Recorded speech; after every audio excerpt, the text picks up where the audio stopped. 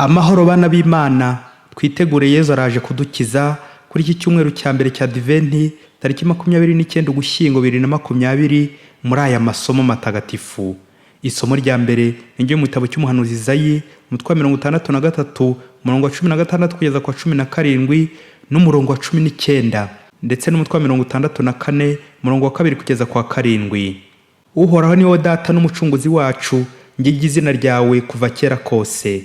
Uhoraho, kuki ureka duteshuka inzira zawe tukanangira imitima yacu kugeza naho tutakikubaha? Tugarukire, turabagaragu bawe, turi n'imiryango y'umunani wawe. None yaba warukinguye ijuru ngo umanuke, imisozi yose yarindimukira imbere yawe kubera ibintu biteye ubwoba waba ukoze tutabyiteguye. Nta na rimwe bigeze babyumva, nta na rimwe bigeze babibwirwa. Nta jisho ryigeze ribona indi mana ikora ityo ngo irengere uwo yizeye uretse wowe. Usanganira bishimira gukurikira ubutabera, bakwibuka bagakurikira inzira zawe. None waraturakariye kuko twagucumuyeho, ariko kandi tuzakizwa nuko tugarutse mu nzira zawe. Twese twari nk'abahumanye n'ibikorwa byacu by'ubutabera bimeze nk'umwenda urimo imyanda. Twese twararabiranaga nk'amabuye yahungutse, ibicumuro byacu bikatugarukana nk'umuyaga. Nta n'umwe wari ukiyambaza izina ryawe ngo yisubireho maze akwizirikeho, kuko wari wadukuyeho amaso ukatugabiza ibicumuro byacu. Nyamara kandi Uhoraho niwe mubyeyi, turi ibumba ribumbwe nawe, twese turi igikorwa cy'ibiganza byawe. Iryo ni ijambo ry'Imana. Zaburi ni ya 80. Mana tuzahure, ubengeranisha uruhanga rwawe maze dukire. Mushumba wa Isiraheli, tega amatwi uyobora Yozefu nk'ubushyo, wowe wicaye hejuru y'abakeribimu, garagaza uwo uri we, garagaza ububasha bwawe maze udutabare. Uhoraho mugaba w'ingabo, dukundira ugaruke, urebe mu ijuru witegereze, maze utabara uwo muzabibu, urengere igishyitsi witereye n'umucwira ugukesha imbaraga. Ikiganza cyawe kizahore kiramburiye kuri ya ntore, ishyigikiwe n'ukuboko kwawe, uwo mwana w'umuntu ugukesha imbaraga. Bityo ntituzongera kuguhungaho, uzatubeshaho, twiyambaze izina ryawe. Mana tuzahure, ubengeranisha uruhanga rwawe maze dukire. Isomo rya kabiri ryo mu wa mbere Pawulo mutagatifu yandikiye Abanyakorinti umutwe wa mbere umurongo wa 3 kugeza kwa 9. Bavandimwe, tubifurije neza n'amahoro biva ku Mana umubyeyi wacu no kuri Nyagasani Yezu Kristo. Mpora nshimira Imana yanjye kubera mwebwe, nibuka ineza yayo mwaherewe muri Kristo Yezu. Kuko rero Imana basenderejeho ingabire z'amoko yose muri we, cyane cyane iyo kumumenya no kumenyesha abandi. Bityo guhamya Kristo mukaba mwarabyikomejemo ku buryo nta ngabire n'imwe y'Imana mubuze mu gihe mugitegereje kwigaragaza kwa Yezu Kristo umwami wacu. Niwe uzabakomeza kugeza ku ndunduro, kugira ngo muzabe muri ndakemwa kuri uwo munsi wa Nyagasani Yezu Kristo. Ni indahemuka Imana yabahamagariye kugirana ubumwe n'umwana wayo Yezu Kristo umwami wacu. Iryo ni ijambo ry'Imana. Amagambo mu Ivanjili ntagatifu Yezu Kristo uko yanditswe na Mariko umutwe wa 13 umurongo wa 33 kugeza kwa 37. Muri icyo gihe Yezu yabwiraga abigishwa be ibyerekeye ihindukira rye ati, mwitonde mube maso kuko mutazi igihe bizabera. Bizaba bimeze nk'umuntu wagiye mu rugendo, agashinga abagaragu be urugo rwe, akagenera buri wese umurimo we, naho umunyarugi akamutegeka kuba maso. Murabe maso rero, kuko mutazi igihe nyir'urugo azazira, ari ku mugoroba, ari mu gicuku, ari mu nkoko cyangwa mu gitondo, kugira ngo atazaza abatunguye agasanga musinziriye. Ibyo mbabwiye mbibwiye n'abandi bose, murabe maso. Iyo ni Ivanjili ntagatifu. Bana b'Imana, ni mube maso. Kuri iki cyumweru twatangiye igihe cya Adventi kitwibutsa amaza ya Nyagasani. Amasomo y'iki cyumweru afite ingingo remezo igira iti, uhore witeguye, sois toujours vigilant. Nanjye numve ko ntagomba kubihirikira ku bandi, ko ahubwo ari njye Imana ibwira iti uhore witeguye. Mu isomo rya mbere turumva umuryango w'Imana uri kure, uri mu bucakara, ariko wifuza kugarukira Imana, bakagira icyizere gikomeye mu Mana nk'umubyeyi, zampuwe z'Imana umubyeyi ku banyabyaha. Adventi rero ni igihe cyiza cyo kwisubiraho no kugarukira Imana. Umuhanuzi Izayi yagize ati, nyamara kandi Uhoraho niwe mubyeyi, turi ibumba ribumbwe nawe, twese turi igikorwa cy'ibiganza byawe. Amen. Kugirira icyizere Imana kabone n'ubwo waba uri kure, nibyo umuririmbyi wa Zaburi yagaragaje ati, Mana tuzahure, ubengeranisha uruhanga rwawe maze dukire.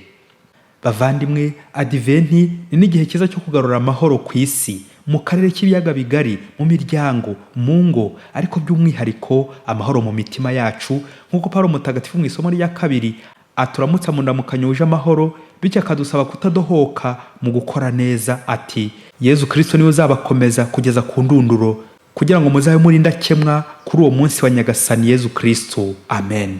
Urakoze Yezu. Hagati aha twakwibaza tuti, uwo munsi wa Nyagasani uzaba ryari? Ni ryari Yezu azaziraho ngo tumenye uburyo twitegura? Ivanjiri y'uyu munsi ya Mariko iraduha igisubizo cyo guhora twiteguye. Bati: mwitonde, mube maso, kuko mutazi igihe bizabera. Kuba maso, ako kantu Yezu aragakunda. Bana b'Imana, dutegereje Yezu, tumenye gutandukanya amagambo abiri: ukuza n'ukugaruka k'umucunguzi. Iryo jambo adventi rifite inyito ebyiri: adventus na parousia. Inyito ya mbere ni ijambo ry'ikilatini adventus cyangwa adventum, bivuga avènement, arrivé, amaza, ariko ku buryo bwo gutegereza. Muri iki gihe cya adventi tugiye kwitegura Yezu, umwana w'Imana uzatuvukira kuri Noheli, abyawe na Bikira Mariya. Hasigaye gusa iminsi 25. Rero ube maso mu kwitegura urwo ruhinja.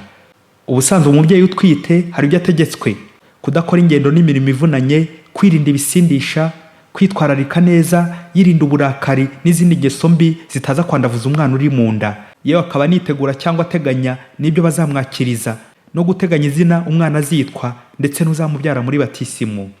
Bavandimwe, imyiteguro ni ngombwa mu buzima.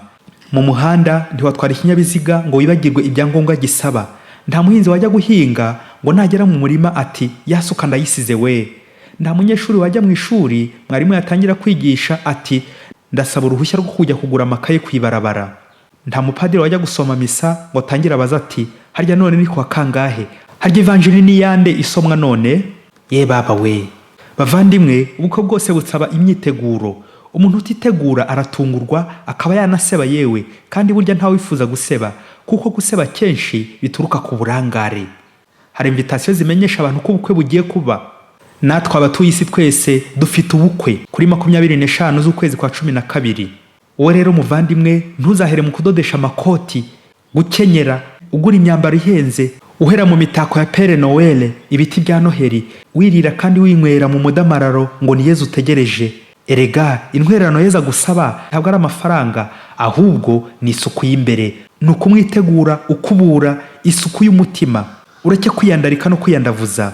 Ubundi uzarebe ukuntu Yezu ataha iwawe akuzanira amahoro n'ibyishimo. Amen. Tangira rero witegure hakiri kare. Umushyitsi muhire nka Yezu agomba gukurisha imbuto. Urabyemeye? Bavandimwe, bana b'Imana, tumaze kurarikwa, ariko hari no gutungurwa, ariyo nyito ya kabiri: kuza, kugaruka, ihindukira. Ni inyito y'ikigereki parousia, veni, présence, kuba uhibereye. Iri jambo ryakoreshwaga mu bagereki n'abaromani bashaka gusobanura visite officielle des empereurs, isura ry'umwami, umutegetsi ukomeye. Rero iryo sura cyangwa iryo garuka, la parousie, hari ubwo tugwa mu gishuko ryo kuryohereza kure, bikarangira abanebwe bari kwirara no kudohoka ngo ndacyafite igihe. Iri jambo kugaruka kwa Yezu ni ukuryumva mu buryo bubiri. Hari igihe Yezu azagaruka ku mperuka, eschatologie finale, la parousie, ni ukuza mu ikuzo kwa Yezu ku munsi w'urubanza. Hari nanone ukuza kwegereje, Jésus est proche, Dieu est omniprésent. Imana irahari, buri kanya ntisiba kuza. Natwe rero bavandimwe, adventi ya parousie twayifata muri ubu buryo bwa présence de Dieu. Imana iri kumwe natwe buri munsi. Nuko rero ijambo tukarikoresha mu isura rya Yezu. Yezu arahibereye, Yezu aradusura buri kanya. Yezu ntari kure yacu, nubwo twamwitegura tukamutegereza, ariko arahari. Ntabwo ari uruhinja dutegereje gusa kuri Noheli, ahubwo n'umwami uhibereye. Ese njyewe ibyo nkora nibitegereza Yezu mu nzagihe, cyangwa nkora neza buri gihe nta jisho nkorera nk'ufite icyizere ko Yezu ahibereye? Mutware yari umukire utikoraho, yari afite iduka rikomeye cyane ririmo umutungo ukaze, kandi niho nyine yahozaga umutima we. Yaba atashye mu rugo agasiga umuzamu witwaga Manyanga ngo mucungire, ariko mutware akajyanyuzamo akagaruka nijoro kureba niba koko Manyanga ari gucunga. Ariko Manyanga ntiyamenyaga ko bose ageza kumucunga. Hashize iminsi, Manyanga akaza ku mugoroba agasiga acanye amatara yose kugira ngo uje nko kwiba amenye ko harimo umuntu. Noneho Manyanga agahita ajya kwiryamira iwe mu rugo. Nuko n'amayeri ye akazinduka mu museke bityo abamubonye bakagira ngo niho arara. Nuko amanyanga abikora inshuro nyinshi. Hagati aho umutware yahitaga aza kuryama mu iduka rye kubera ko yari asanzwe azi manyanga. Umunsi umwe manyanga aza kuzinduka cyane, aza mbere y'isaha yari asanzwe aziraho. Nuko akinguye abona umuntu uri mu iduka, nuko atangira kumukangata n'amahane menshi ati, wa mujura we, noneho ndagufashe, ndahita ngutema ngushyire bose utemye. Umutware ako kanya ahita yiyorosora, naho ureka undi mu kwikura mu isoni ati, bose we, ibisambo byari byanteye umvuye kubyirukana mbigejeje kure cyane, nari ngize ngo ni icyanyihishe kiri mu iduka. Manyanga we, mbega wowe, ese mubyeyi ufite umukozi uteka imitwe nk'uku kwa manyanga wamugenza ute? Burya aho ubukungu bwawe buri ni naho umutima wawe uba uri. Muvandimwe uritonde, gukorera ijisho bizakora kuri ba manyanga. Bantu mukibeshya mugahimbahimba ibinyoma, igihe kirageze ngo muve mu kinyoma. Yezu atazagusanga wigendeye mu ikabare mu ndaya warangiza ukamushyiraho amanyanga. Yezu niyo mutware wacu, kandi nubwo tutarinda, mutware Yezu arahibereye. Yezu kubera ko adukunda aduhozaho ijisho, n'igihe twagiye kwiryamira iwacu twarangaye wakomeza kurinda no gucunga. Ntuzibwire ko Yezu asinziriye rero. Muvandimwe wahagaritse ingeso zibuza Yezu kuza iwawe. Hagarika kubeshya, hagarika amacabiranya, amacenga, amanyanga, hagarika ubuhemu, hagarika ubusinzi, ubusambo n'ubusambanyi, hagarika gusahinda, hanyuma usenge ubutitsa nta buryarya, kandi aho wadohotse ukandavura usaba imbabazi abo mubana. Usabe penetensiya, wigororere na Yezu. Va kwizima ntumere nk'amanyanga ushaka kwisobanura buri gihe abeshya, bityo uhore witeguye kuko Nyagasana hibereye. Yezu urakoze kumpumuriza ko turi kumwe. Amen. Mbifurije mwese kuzagira adventi nziza. Padiri Masumbuko Ladislas wa Diyoseze ya Cyangugu.